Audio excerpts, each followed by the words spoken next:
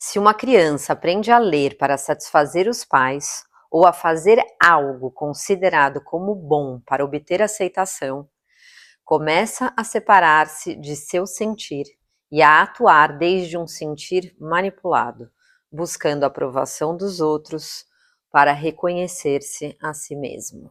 Por que a gente está começando esse vídeo com essa frase? Que a gente interfere de diferentes formas nas relações que os meninos têm. Quando a criança se vê em alguma situação, ela sente algo. Quando eu venho com o meu olhar sobre aquela situação, eu inibo, ou eu condeno, ou eu distancio da forma como eles sentiram. Para mim, o mais importante é que a gente dê a eles a liberdade para resolver aquilo, lidar com aquilo, da forma deles, e não da nossa. Porque senão a gente está sempre passando para frente aquilo que eu carrego em mim. E a gente começou o vídeo dessa forma porque esse é o tema da nossa história nesse momento. Então a gente tá no Rio de Janeiro, iniciozinho da pandemia, eu tinha acabado de parar de trabalhar com meu pai, tínhamos contas a pagar, uma mudança brusca no mundo, tudo para, como agora que a gente vai fazer? E aí vem aquela clássica video call dos meus pais. Eles um dia me mandam uma mensagem e perguntam se a gente poderia fazer uma videochamada. E nessa conversa, resumidamente, eles fazem um convite. E ó, por que vocês não se mudam do Rio de Janeiro e vêm morar no interior de São Paulo? Que é onde o pai da Guta tem uma casa. Não vão precisar pagar aluguel, vão poder viver uma pandemia numa casa, ao invés de um apartamento, e que na verdade iria desafogar eles, porque é um fato que naquele momento, se a gente permanecesse no Rio de Janeiro, a situação seria: vocês pagam. A gente não estava recebendo absolutamente nada. A gente não tinha mais recursos. Né? Para mim estava muito nítido como aquilo era importante pra gente, estar num lugar mais confortável, sem essa pressão louca para desenvolver recursos e tudo mais, que seria difícil no momento de pandemia, que ninguém sabia para onde as coisas iam. E de fato eu tive também o ambiente necessário para eu conseguir tentar desenvolver o que eu gostaria de fazer naquele momento. Vou falar sobre inspiração, que é algo que eu pratico, vou vender na internet. A Guta já morava há muito tempo no Rio de Janeiro, 12 antes anos. dos meninos nascerem. Nunca tiveram, até então, a oportunidade de estar próximo, principalmente dos netos. Então, obviamente, eles queriam estar muito próximos dos meninos. E aí entra essa dinâmica dessa relação que a gente começou o vídeo falando entre pais e filhos. Tanto faz a idade, os pais continuam dizendo para o filho o que ele precisa fazer. Quando eu volto para casa do meu pai, e a minha família tem uma dinâmica, né, italiana, de muita mistura, né? Todo mundo tá sempre muito junto. Todo final de semana a gente estava numa grande família. Eu acho que tem uma coisa que acontece na nossa vida, e talvez não na de todos, mas foi uma coisa que aconteceu comigo, que eu precisei estar longe da minha família para descobrir quem eu era de verdade. Se distanciar de uma determinada dinâmica para interagir com o mundo no lugar onde que só tá você. Claro, com 24 anos, quando eu falo para os meus pais que eu quero me mudar para o Rio de Janeiro, eu não tinha consciência de que eu estava fazendo este movimento. Na melhor das intenções, claro. Descobrir. Exatamente. Quem sou eu sem tanta interferência na minha vida? A gente vê isso com muito bons olhos, assim, um sinal de muita força interna. Então eu volto para esse umbigo, eu volto para essa casa, né? Eu volto para esse lugar aonde eu abro um espaço para essa interferência. Claro, uma nova Guta, hoje, antes, sozinha, solteira, 24 anos, corta eu, meu marido, meus filhos, minha família. Chiclete. Bola. Papai tá filmando. As histórias eram diferentes, né? Mas o sentir era igual. É possível evitar de transmitir essas marcas para os filhos? A princípio, para mim, a resposta é não. Você consegue fazer isso de forma mais consciente, ou seja, passar menos. Mas algo é inevitável. E existe a necessidade de cada um de fazer esse movimento para poder se reconhecer. Esse é um primeiro passo muito importante dessa resolução entre pais e filhos. Porque eu me reconheço fazendo as pazes com a minha história, que é o que nos permite compartilhar a nossa história, para que desse lugar, depois, eu consiga estar na presença dessas influências, sabendo quem eu sou.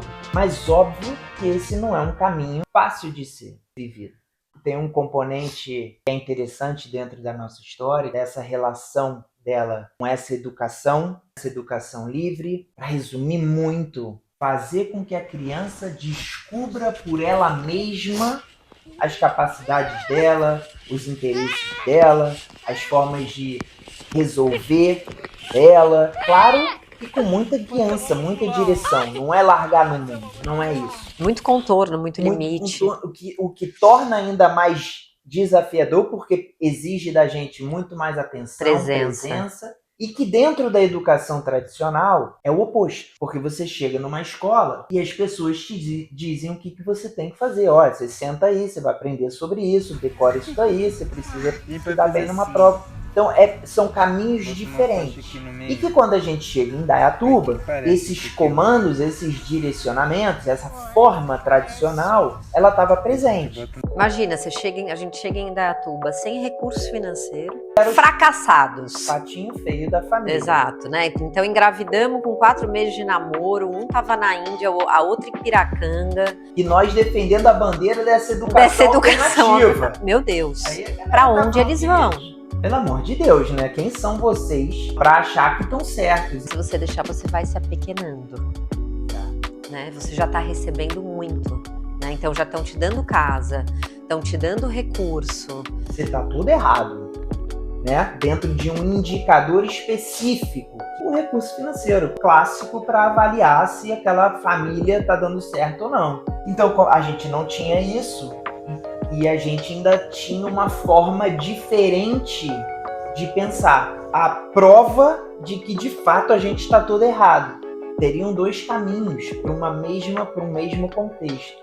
Ou a gente desistia de acreditar nos nossos sonhos, ou a gente se fortaleceria diante do desafio.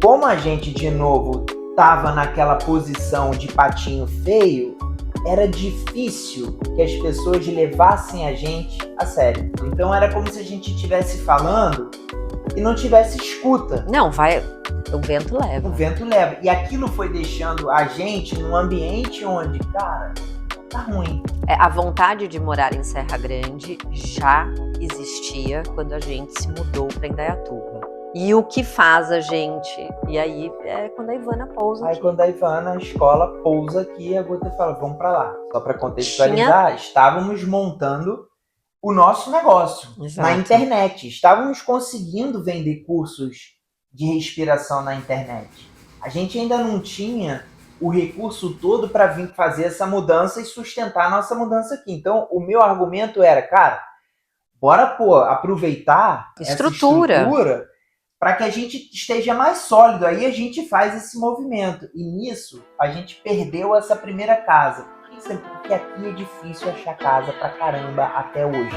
Foi revoltada comigo. E papapá. E eu levo falando, beleza. Próxima casa que achar é fechado, a gente vai. Tá ótimo, valeu. E aí, eis que surge uma casa. Achou aquela casa em frente ao INH. A gente ia morar. É verdade. Só que em cima da hora, a gente já tinha dado fechado, vamos. Em cima da hora, surgiu essa casa, que a gente já mostrou no vídeo 2, que era dentro da fazenda que estava acontecendo a escola. entendeu? Então era assim, nossa, perfeito, porque os meninos ainda teriam essa interação, morariam perto da escola, a gente estava em dúvida sobre essa outra casa, era no meio do mato, ela era isolada, e como a gente nunca tinha pousado em Serra Grande, a gente não entendia exatamente a localização dela. Vamos então para Serra Grande. Naquele momento, a gente estava completamente inseguro do movimento que a gente estava fazendo, pelo olhar mais prático da coisa. A gente não tinha recurso para fazer, a gente não tinha estrutura para fazer, mas internamente também, é claro que a gente estava sendo impactado, porque nenhum dos nossos pais falaram, olha gente, parabéns pelo movimento de vocês, parabéns por vocês estarem indo atrás do sonho de vocês, parabéns por vocês estarem talvez sendo pioneiros num determinado tipo de educação. Não tem isso, sabe? É tipo assim, pelo amor de Deus, o que vocês estão fazendo com a vida de vocês? O que vocês estão fazendo com a vida dos meninos? Como é que vocês vão sobreviver? Uma parte importante desse processo é descobrir forças em você para sustentar aquilo que você acredita, independente das condições. O diferencial não é vir para Serra Grande. O diferencial é você construir a sua confiança. A confiança em você. Na nossa história, foi precisar ter feito esse movimento sem ter todo mundo apoiando. Eu acho que isso foi o mais importante. A gente não chega aqui forte. A gente chega aqui quebrado, externamente e internamente, uma missão de se reconstruir. Então, o legal é, olha, você precisa quebrar as ideias que você foi carregando, e quando você solta elas, você quebra essa identidade, assusta, mas agora você tem a oportunidade de reconstruir a sua própria maneira, que te dá a possibilidade de estar aqui compartilhando essa história. Uau! Vocês fizeram as pazes a sua história. A gente foi conseguindo construir essa força, essa segurança, essa confiança, mesmo sem ter esses resultados que os nossos pais talvez esperariam da gente para poder, vamos dizer, abençoar a nossa vinda. E mesmo que eles ainda tenham muitas resistências a algumas coisas, já mudou muito a forma como eles veem a gente, veem esse movimento, veem o que a gente está construindo, mesmo que os indicadores pelos quais eles mais se identificavam ou avaliavam não estivessem ainda presentes. E eu acho isso muito lindo. E eu acho que quando a gente consegue fazer esse movimento, você também promove uma cura familiar. Porque eu não julgo o fato deles terem medo. Para onde vocês estão indo? Vocês são loucos? O que vocês vão fazer com a vida dos meninos? Não tem mais julgamento em relação a isso. Tem, de novo, tem construção, tem caminho. Tem aonde eu fui jogando as minhas sementes e aonde a chuva caiu para mim para dar flores, dar alimento, sabe? Então isso é muito bonito, né, nesse processo todo, né? Porque todos nós vamos curando os caminhos que não são concretos, curando que não tem certo e errado, curando que não é só ali e não existe só um jeito de fazer. Então isso era uma coisa que eu queria muito falar, assim, que como a vida às vezes ela é difícil e a gente num papel hoje de pais, a gente quer muito proteger os nossos filhos, a gente quer que a experiência deles nesse mundo seja a melhor possível, pelo menos eu como mãe tenho muito essa característica. Como eu quero te proteger das dores, como eu quero te proteger do sofrimento. Mas isso não é possível. Eu só acredito que a gente possa passar por essa escola da vida da melhor forma possível quando a gente faz um compromisso com a gente mesmo, da gente se tornar melhor a cada dia. E eu só acho que a gente consegue se tornar melhor a cada dia quando a gente está nesse processo de autoconhecimento, né? Da gente se conhecer melhor. E aí, quando eu me torno melhor a cada dia, eu posso ser melhor para os meus filhos. E aí eu falei pro João, nossa, como eu quero que o conhecimento chegue para mim, como eu quero que o Vedanta chegue para mim, que vai me dar mais estrutura para caminhar. Então eu acho que esse é o convite, assim, a gente vai errar mesmo e também poder tirar esse peso. Não vai dar para ser perfeito. Mas a gente para de se culpar, e o parar de se culpar, ele também não é linear e não é constante, ele flutua, quando a gente sabe que que existe ali um esforço, que existe ali realmente uma vontade de ser melhor, de construir essa brincadeira da melhor forma possível. Para mim, para ele, para os meus filhos e para todas as nossas relações. Então, desse lugar, o errar, a gente pode experimentar o erro e a gente pode experimentar a cura também. Por isso que eu fiz essa pergunta várias vezes. Eu acho que isso é inevitável, você marcar. Quando você marca, eu acho que você está aprendendo muito mais sobre você. Então, ter esse lugar do autoconhecimento para você ir resolvendo isso em você, esse é o teu papel. Não só para diminuir essas marcas, mas principalmente eu acho que isso nos dá o recurso para conseguir passar para eles o que para a gente é mais importante. Olha, eu quero que você tenha a estrutura interna para ir atrás de resolver as suas marcas e não ser conduzido por elas. É a minha principal missão aqui dentro como pai, porque eu já entendi que eu não vou conseguir livrar meus filhos de marcas, mesmo colocando o máximo de atenção. Mas eu posso ensinar a eles a ter essa estrutura, o Vedanta que a Buda diz, conhecimentos que vão te ajudar a trilhar esse caminho aqui com o máximo de liberdade possível, de prestar atenção no tanto dessas influências e o como que elas estão presentes, influenciando tanta coisa na nossa vida. O que eu quero para os meninos é, cara, ver como essa dinâmica acontece e vai atrás disso, se livrar disso. Dentro disso, a vida vai se desdobrando toda a sua história. Quando você se percebe vivendo a sua história para curar a sua história, você está em paz. Não tem nada errado na sua história. Não quer dizer que não tem dificuldades. Quer dizer que essas dificuldades fazem parte da sua história, por alguma razão. Quando a gente nasce, para mim é uma extensão de uma conexão divina plena e absoluta. E a gente vai precisar, de alguma forma, se desconectar dessa divindade, né? Você esquece para depois relembrar, viver essa história e relembrar, resgatar quem você é. Quem você é. Obrigado, papai, mamãe. Obrigado, sogros e sogras que eu tenho. Amamos vocês do fundo do coração. Extrema gratidão. Extrema gratidão. O pai e a mãe, quando eles estão nesse papel de tentar conduzir através do que eles acreditam, é amor. É só amor. É isso. E dá pra curar tudo. Bom. Bom.